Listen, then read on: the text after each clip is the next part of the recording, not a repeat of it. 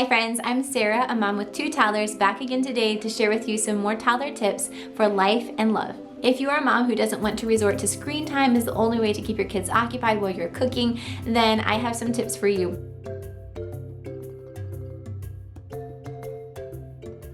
Before we dive into all the options that there are for your child to help you in the kitchen, I do want to just address some things right up front. It is worthwhile to have your kids help you, to have them join in activities with you, to spend time with them together doing something, even daily life things like cooking and baking and cleaning. I think that time, that quality time together is so worthwhile that it is worth the trade-off of the extra effort, sometimes the messes, sometimes the spills, sometimes the frustrations that come with that. But it is so worth it.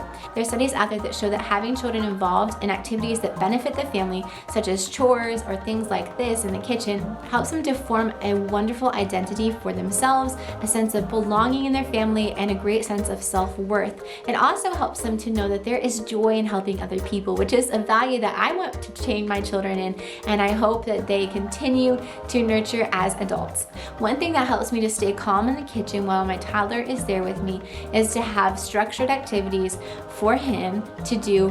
I know what I'm going to ask him to do. I also have something to keep my baby occupied, now my other toddler, occupied, so that I'm not running after 2 little kids while I'm cooking. That is the best case scenario. It doesn't always happen in my family. Sometimes my husband needs to be gone unexpectedly while I am cooking dinner or something like that, and I just have to fly by the seat of my pants. When I do have the time to structure those activities, or I have these ideas in mind, then it goes much more smoothly.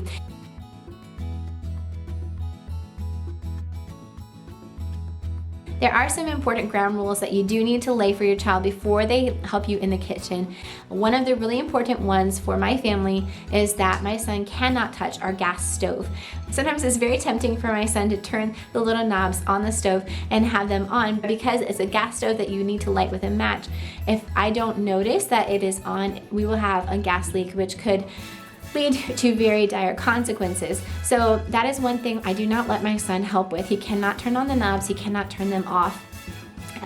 He also is not allowed to touch electrical cords or to put things in outlets or take things out of outlets. Similarly, knives are off limits to him unless they are safety knives.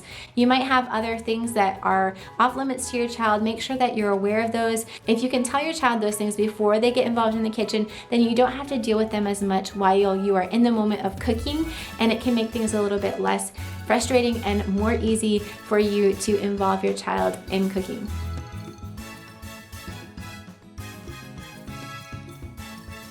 If you're not yet familiar with manual cleaning, this is where you don't use chemicals or sprays necessarily in your house very often. Instead, you use cloths and water.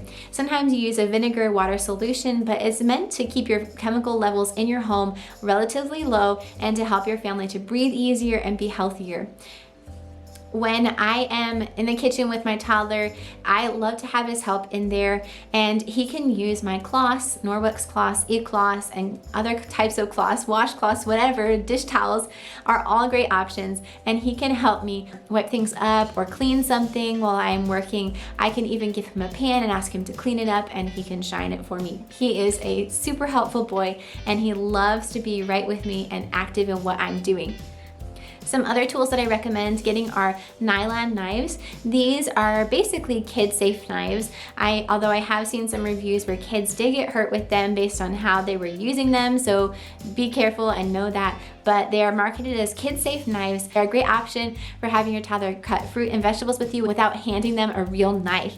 Always use your own discretion. Do not give your toddler something that you think they will not use properly or that could be dangerous to them. You are the parent, and I put that in your hands. You know the best. Also, portable blenders are wonderful. They are detached from the wall. They're not plugged into an electrical source. They're only plugged in when they need to be charged, and they have multiple safety features. My family loves our portable blender, and my son can hold it. You're supposed to shake it while it's going, and that's entertaining for him. And it locks in place with a power tight seal. So it's a great option for getting him to help in the kitchen. It also is a great way for him to have a snack while we're busy in the kitchen. I can make a smoothie very quickly for him, and he knows how to pour it himself. It's a great opportunity to practice pouring and liquid measurements. The final tools that I recommend are getting a stainless steel oil sprayer. This is reusable, and you can use it to butter or spray or oil your pans so that they are non-stick for your food. And also getting a step ladder, a safety ladder, or some type of stool for your child to stand on. There are lots of pictures I have seen of these beautiful wooden ladders with backs to them so that your child can't fall down. I have not yet had the opportunity to use those because my family has been moving a whole bunch in the past year, but I do think that they look amazing, so maybe check those out for your family.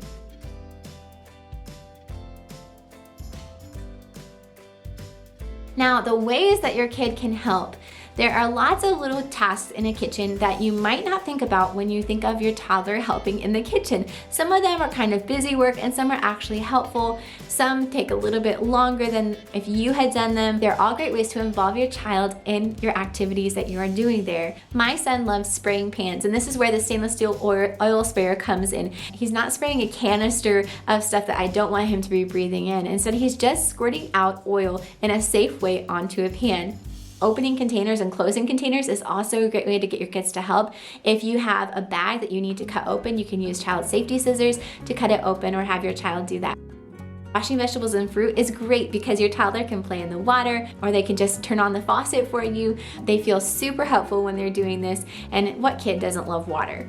Slicing fruit and vegetables is also an option if you have child-safe knives. Your child can get food from the fridge for you. They can go on little errands getting the tools that you need throughout the kitchen or the pantry, including pans, pots, spoons, dishes. They can also put these away. They can put away the food when you're finished using it in your recipe, put away the dishes. A child can clean up spills in the kitchen. They can use a cloth and clean up the spills. This is why I love manual cleaning, because I don't need to give my child a solution that has chemicals in it. If I had that kind of solution, I wouldn't let my child use it. Because I use mechanical cleaning, my son can just go ahead, grab the cloth, and wipe it up by himself. Sometimes we keep our cloth up high, and my son will just go over to it when he has spilled something, and he will just call to it in Portuguese, "Kai, Kai, Kai," which means come down. So he knows where it is, he knows what to do with it, and he's very self-proficient in how to clean up a mess. A child can fill pans with water for you. They can turn on the faucet for you, they can hold the pan for you. This is another great option with water in the kitchen. Setting the table, my son is only 2.5 and he does this already for us. It's not perfect, but he knows the dishes that we need. He knows when dinner's ready, and he initiates to do this himself because he loves to help. Washing rice. If you wash your rice before you use it, then your child can help you. It's a great sensory activity as well. And so you're feeling the rice and the water. You're also learning how to strain out the water, and that's great for your child. Stirring and mixing. This is probably the most obvious way to have your child help in the kitchen. Give them a spoon and have them stir with you. I often find that I'm able to keep stirring while my toddler is also stirring. Just be aware that your child is probably going to want to taste test, and if you're not okay with them doing that, then make that clear before they start helping. Taste testing. What can I say? It's one of the best parts for me of cooking and baking, and so my son also joins me in this, and he sometimes gets a bit too much, and we have to hold him back from it, but it is a special reward sometimes for him helping in the kitchen. I measure out things and then I have my son pour them into the pan or bowl. It's kind of dangerous to have him pouring them in and measuring them out directly, but sometimes I will give him a specified amount and he knows he can get 1 cube of chicken bouillon and put it in, or he can crumble up the bouillon for me, or he can get a pinch of salt. Sometimes he starts seasoning the food before I'm ready, so that's something to train your child, maybe to listen and wait for your instructions.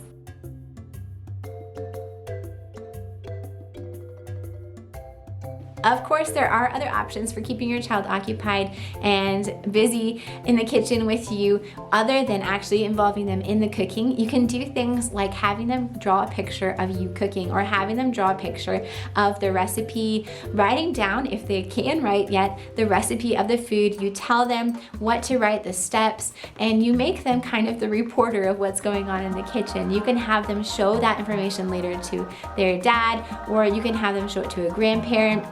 You can have them read it off to you later or put it in a special album of your times together. If your child really isn't into writing or following the recipe yet or paying that close of attention to what's going on, you can also just give them a coloring book. Water Wow books are wonderful because they're reusable, and what kid doesn't like water? There are great tools out there for keeping your kids entertained. For a baby, you can use a swing or a bouncy chair. For a toddler, you can also use toys and magnets to entertain them. There are lots of great magnets out there that you can use on your refrigerator and have your toddler play with them. We love some wooden magnets from Melissa and Doug because they're easily manipulative, whatever that word is. Your toddler can move them really easily and pick them up off the fridge. Those are linked in the description box below, as are all the resources that I will mention today and my corresponding blog post that goes with this video if you would like to read this in written form. And a toy kitchen, toy food is also great for a toddler. I have found that my son really loves to help me with actual food and actual cutting and that kind of thing. So there are lots of options. I do find if I want to have my child doing something like that, similar to coloring or playing with a toy or that kind of thing, I want to put him in a high chair because I know that he is going to stay in the same place and he's not going to be wandering around and touching things when he is not actually directly involved in this. So you can use a bouncy chair, a swing for your baby, and also a high chair. Use a high chair for your older child as well. And if you have a portable playpen, that's also an option where you can keep your child close and visible, but they have some space where only they can play, and you can give them a little bit of independent playtime in there. Now, those are all of the ideas that I have for structuring your time in the kitchen in order to help your toddler join in that process and to keep them occupied while you have to cook. If you have more ideas, share them with us. I love getting new ideas and I love that we can help each other in this community. So leave a comment below and tell us what are your best tips for occupying your children while you have to get some work done, or for allowing them to join you and join in your activity there. Thanks so much for joining me today. I'm so glad that you found this video. I hope that you will subscribe and hit the bell notification. Also, if this was helpful for you, hit the like button. If it wasn't helpful, hit the dislike button, and tell me any other videos that you would like on this topic of toddlers. I have created several already. Check out the playlist below of those, and I will chat with you again soon. Bye.